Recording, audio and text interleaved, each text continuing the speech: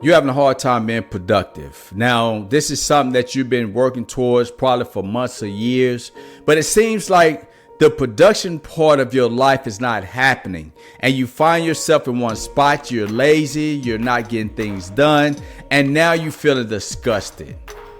If I'm describing you in this video, I'm going to talk to you about how to become more productive with self-reflection. What's up, it's Gene, this word to be great, and I'm here to help you to go from feeling worthless to worthy so you can be more productive in your life. Now, I'm gonna be honest with y'all, I'm gonna be a lot more raw in my videos. I feel like my personality is starting to shine through the videos more, and if you ever created content, it takes a lot of time before you can just start being your natural self. So we're going to talk about self-reflection, and the best way for me to illustrate what that is by telling you one of my favorite stories from my book. You know, when I was in college, I used to be broke, and if you ever been in college and you had to, go out and try to get a job and go to class, you know how tough that is. Well, I was broke as hell, and one day one of my friends hit me up. He was like, "Hey, Gene, I know this lady, and she has this bridal show and she's looking for security guards on the weekend. Are you down for doing it?" I say, "Yeah, man, when we gonna work? Because I need to put some money in my pocket." So the following Saturday, I drive to this gigantic warehouse or Coliseum, convention center. That's what it was. This big convention center. When I get there, my homeboy Bun is standing out there. He tell me to park. I get out the car. He said, "Hey, man, I'm glad you showed up. You dressed well, man. I like that red, blue, and white striped shirt you got on, man. Hey, you gonna be working out here in this parking lot, you know what I'm saying? And I'm gonna have the other guys working inside of the bridal show. You cool with that?" I say, "Yeah."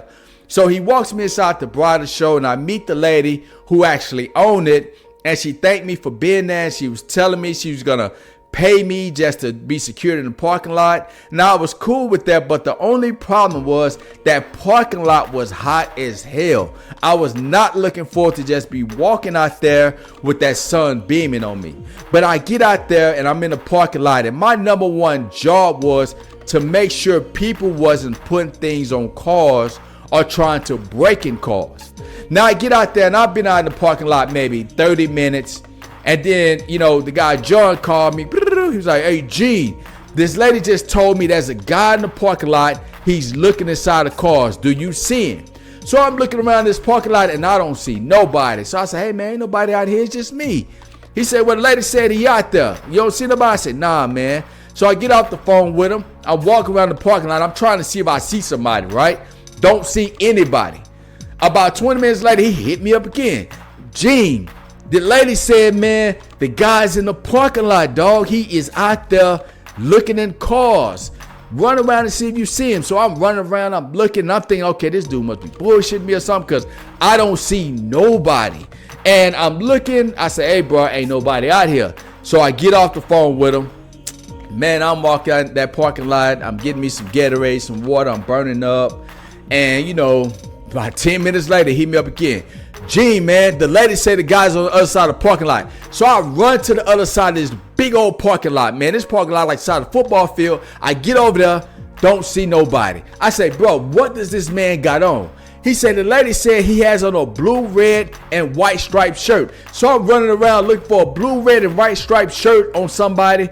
And then I stop, and I realized that the person with the blue, red, and white striped shirt was me. So I said, "Bro, you won't believe this, dog. I'm out here looking for myself. She talking about me." You see, the crazy thing about that story is that I was looking all around that parking lot. I was looking all outside of myself, and it wasn't till I stopped and evaluated myself that I realized I had found myself. See, this is self-reflection.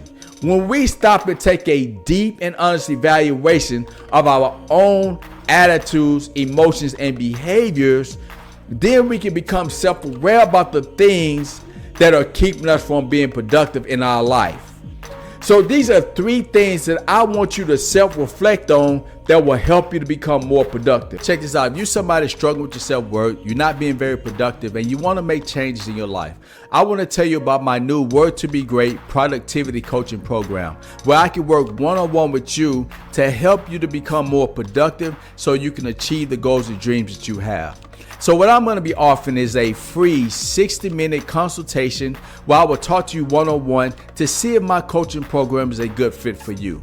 So if you would like to have a free consultation with me, put productivity in the comment section and I will reach out to you with more details. 1, your self-concept.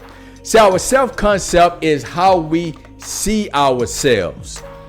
When I was first in this speech club learning how to become a better communicator, with public speaking, one thing that I did is I used to go in there and I used to do these robotic speeches. And the reason that happened was because I would sit down, write my speech out word for word, memorize them, because the way I saw myself as a person from the streets, I didn't speak well. It was a lot of people in those clubs that weren't, from the same area that I was from. And I was very self-conscious of speaking with a street dialect in front of them. So because of that, my self-concept was like, I'm like this ghetto speaker. I'm like this guy from the streets that don't sound educated. So that's what I used to think, even though I was an educated man. So I used to get up there and give these robotic speeches. I used to memorize them word for word like I was an actor. And the problem with that was I was not connecting with people. I wasn't showing my authentic self. So what I had to do in order to become a good communicator is I had to break from that. So I hired my first coach, right? And he was a great communicator. He was good at storytelling. And he saw some of my videos. He said, Gene, the person that I'm speaking to on the phone and video is not the person that I see on your speech videos. On your speech videos, you're trying to be somebody that you're not. You look like a robot up there. You're not being your true self. And because you're not being authentic, people are not getting a sense of who you are. And that is what's going to keep you from being a good speaker, because you're hurting your own production. And what I had to start doing is seeing myself differently, seeing myself as being authentic, connecting with the people that I am put on this earth connect with. And that will be people that grew up like me, had the same background, or people who like my street dialect, instead of trying to mold myself to be something that I want somebody else to like. So I want you to sit down and self-reflect and ask yourself, what is your self-concept?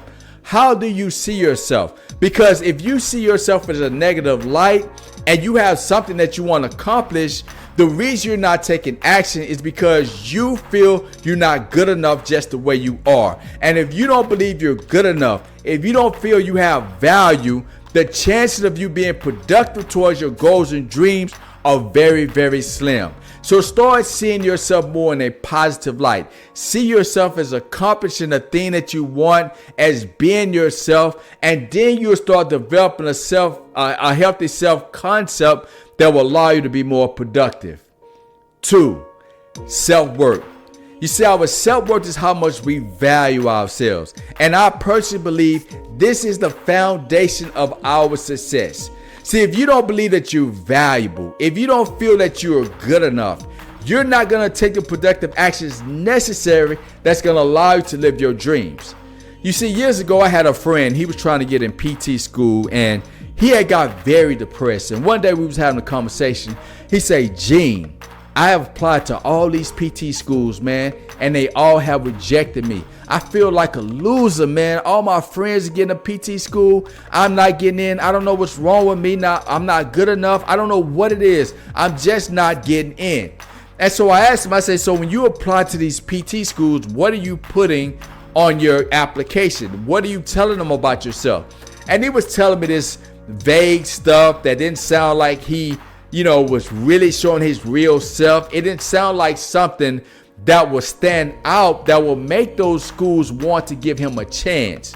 So as I kept probing, I asked him, I said, tell me more about yourself. Why would you be good at physical therapy? And he kept saying, I don't know. And the reason he kept saying that is because he had a low self-worth. But then he said this, he said, Gene, Do you know that I see double? I say, what do you mean you see double? He said, right now I see two of you. When I drive, I see two of everything. I said, why do you see double? He said, oh man, I ain't never tell you this, but I had a massive brain surgery years ago. I say, oh really? He said, yeah, I had to learn how to walk again. I had to go through physical therapy. And I was like, have you put that in your PT application? He said no. So what I did is I sat down with him and we crafted out his story on how he had this brain surgery. He had to get physical therapy. He had to learn how to walk again. He had to do all this stuff. And I realized as we was working on that, he started to see his value. He started to see he was worthy. He started to see he had something that he could contribute to that PT school that will allow him to have a major contribution out into the world as a physical therapist. So you know what ended up happening? He got into PT school because he started to see himself as worthy. So when you are looking at yourself and you see yourself not being productive, I want you to self-reflect and ask yourself, what is your self-worth? How much do you value yourself? Are you discrediting yourself? Are you telling yourself you're not good enough anytime you want to do something? Because I will tell you this, if you are believing those things about yourself, there is no way in hell you're going to be able to succeed at anything. Because if you don't see your own personal value, nobody else is going to see your value either. So I want you to take the time out to start to build yourself up. Ask yourself, what type of challenges have you overcome in your life? What are some of the things that you're good at, your talents, your skills? Because when you start to intrinsically see your value as a person, then you'll put yourself on the path to taking the productive actions necessary to bring your goals and dreams to reality. 3, self-confidence through productive action. Listen, you could be very unproductive, right? That's not hard. You can sit your ass on the couch all day. That's being unproductive. You can have excuses all the time. That's very unproductive. But if you want to develop real self-confidence, you have to take productive action. You know, when I was years ago, when my niece was in high school, right? She did not know how to shoot a left-hand layup. And she was telling me about it one day. She was like, yeah, I don't know how to lay up my left hand. And she was complaining about it. And I was like, listen, you're not going to get better at shooting with your left hand if you just sit here and complain about it. What I could do, let's go out to the park with the basketball and I can teach you how to shoot a left hand layup. So we go out to this park, right? We go out to this park and I tell her to put one hand in her shirt and all she can do is dribble and shoot the ball with her left hand. So I'm standing on the goal. I pass the ball. She dribbles and she jumps off the wrong foot. I say, no. She comes again. She dribbles off the wrong foot. I said, no. She dribbles. She comes off the wrong foot. It goes in. I say, no. And she kept on missing. And sometimes she hit it. I kept saying, no, no, no.